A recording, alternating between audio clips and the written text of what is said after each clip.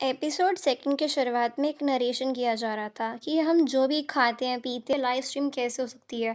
सियोन कहने लगती है कि ये वीडियो प्री रिकॉर्डेड नहीं हो सकती क्योंकि आरी रियल टाइम में आकर सारे कमेंट्स का रिप्लाई कर रही है। आरी यहाँ पर कह रही होती है कि सारे लोग इस वक्त बहुत ज़्यादा डरे हुए हैं क्योंकि वो सारे लोग मुझसे जलते हैं। वो यहाँ पर किसी बीबी फेमस नाम के अकाउंट के बारे में बताती है कि इस इंसान ने मुझे मारा था। यहाँ पर से सीन आ जाता है पार्टी वाली रात में जहाँ पर बिनी मॉम ने मिनाई को थप्पड़ के बाद आरी की मॉम उसे बहुत गुस्सा करती है क्योंकि उस ड्रेस पे वाइन गिर चुकी थी। उसकी मॉम कहती है मैं क्लीनर नहीं हूँ, मैं बस ड्रेस को ऑल्टर करती हूँ।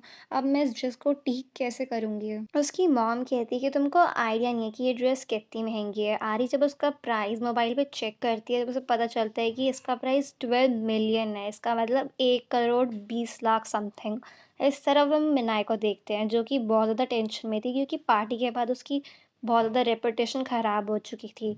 दूसरी तरफ हम सारे इन्फ्लुएंसर को देखते हैं जो बैठकर अपना कुछ डिस्कशन कर रहे थे। अब ये तीनों देखते हैं कि मिन्हाई इनकी फ़ोटो पे अच्छे-अच्छे कमेंट्स कर रही होती है। अब इस चीज़ को लेकर ये लोग बहुत ज़्यादा गुस्सा हो जाते हैं क्योंकि पार्टी में जो मिन्हाई के साथ हुआ उसके बाद मिन्हाई से बात करना नहीं चाहते थे ये लोग क्योंकि इनकी भी रेपुटेशन ख़राब हो जाती है अगर ये लोग बात करते तो।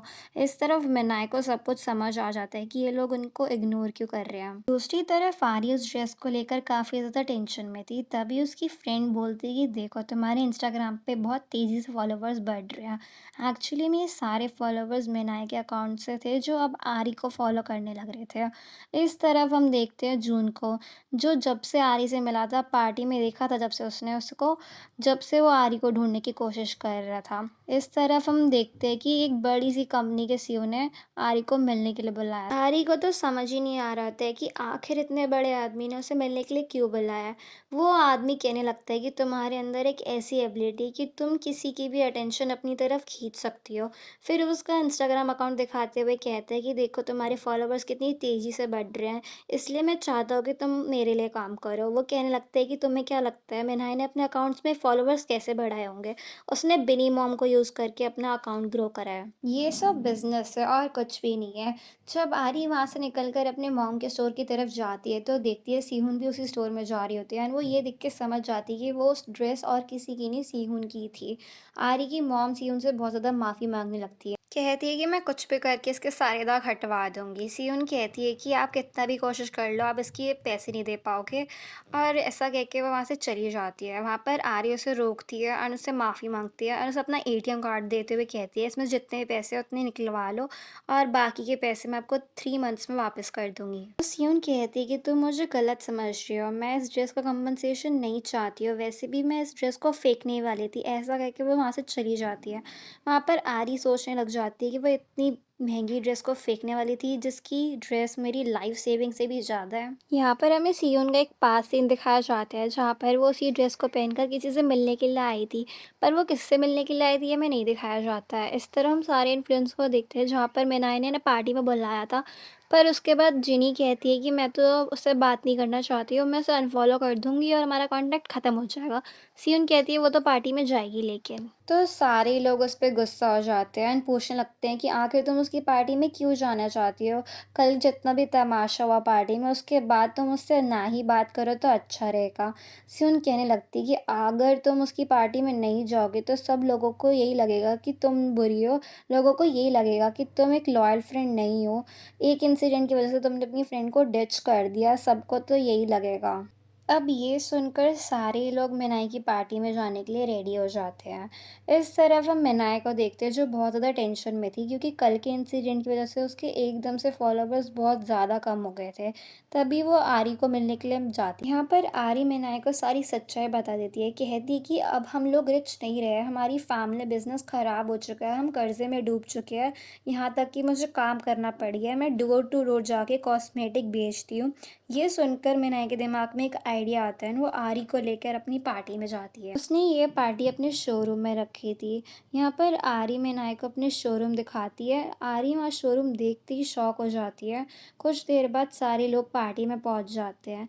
यहाँ पर मैनाए अपनी पार्टी को लाइव स्ट्रीम कर रही होती है, वो सारे लोगों को लाइव स्ट्रीम में इंक्लूड करती है। आरी यहाँ पर भागने की कोशिश करने लगती है, मैनाया उसे अपनी लाइव स्ट्रीम में घुसा लेती है और कहती है कि इसका नाम आरी है, ये स्कूल में मेरी बेस्ट फ्रेंड हुआ करती थी और कहती है कि मैंने पार्टी आरी के लिए रखी हुई है ताकि मैं उसकी हेल्प कर सकूँ। आरी स्कूल में मेरी बहुत हेल्प करती थी, अब मेरा टाइम है, अब मेरी बारी है, मैं उसकी हेल्प करूँ। यहाँ पर वो जानबूझकर अपने आप को खुद को अच्छा दिखाने की कोशिश करती है, वो आरी के बैग में से सारा कॉस्मेटिक का सामान निकाल के बाहर गिर देती है और कहती कि आरी ये कॉस्मेटिक का सामान को बेचती है। वो सारे व्यूअर्स को रिक्वेस्ट करती है कि आप लोग आरी की हेल्प करो ये कॉस्मेटिक को खरीदने में ताकि उसकी हेल्प हो जाए। अब ये सुनकर मैं नाय के सारे दोस्त का मजाक बनाने लगते हैं। कहते कि आरी तो कितनी गरीब है, तो घर घर जाके ब्यूटी प्रोडक्ट्स बेचती है। आरी ये सब कुछ सुनकर उसे बहुत बुरा लगता है, वो वहाँ से निकल जाती है। मैनाय भी उसके पीछे पीछे जाती है। आरी यहाँ पर मैनाय से पूछने लगती है कि तुमने मुझे यहाँ पर इसलिए बुलाया था ताकि तुम अपनी इमेज सुधार सको।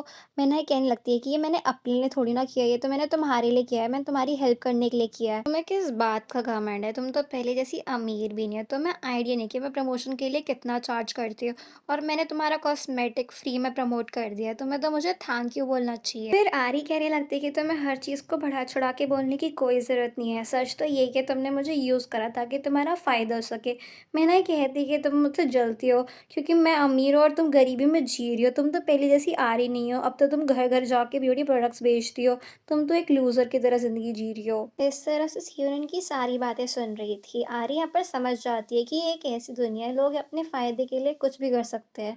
आरी का यहाँ से सीन शिफ्ट होता है जहाँ पर वो लाइव स्ट्रीम कर रही होती है और कह रही होती है कि ऑनलाइन और ऑफलाइन की दुनिया मुझे तो सेम ही लगती है, क्योंकि दोनों ही जगह पर लोग बुरे होते हैं। अपने फ़ायदे के लिए ये लोग किसी भी हद तक जा सकते हैं।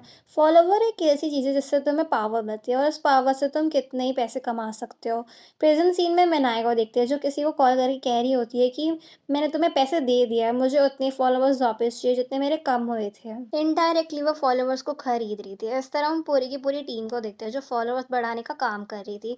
आरी यहाँ पर कहती है कि अगर तुम्हारे फॉलोवर लिस्ट में पॉपुलर लोग हैं तो तुम्हारी वर्ल्ड में रैंक अप जाएगी और इसी रीज़न की वजह से लोग पॉपुलर लोगों से दोस्ती करना चाहते हैं ताकि उनकी रैंक अप जाए। और रही बात मेरी, तो मैं इस मामले में थोड़ी ज़्यादा लकी हूँ क्योंकि मुझे बिना मांगी वो हेल्प मिल गई जो लोगों को ज़रूरत होती है। प्रेजेंट सीन में आरी को पुलिस स्टेशन से कॉल आती है और वो जैसी पुलिस स्टेशन पहुंचती है वहां पर वो जून को बैठा हुआ दिखती है। ये वही लड़का है जो आरी को पार्टी के बाहर मिला था और इसी सीन के साथ पार्ट 2 यहाँ पर खत्म हो जाता है। Thank you so much for watching. 나를 바보처럼 바라보던 날도 우리가 별명을 부르던 그날도 둘이 여기저기 돌아다닌 날도 우리가 모자를 맞췄던 날도 이제 없으니까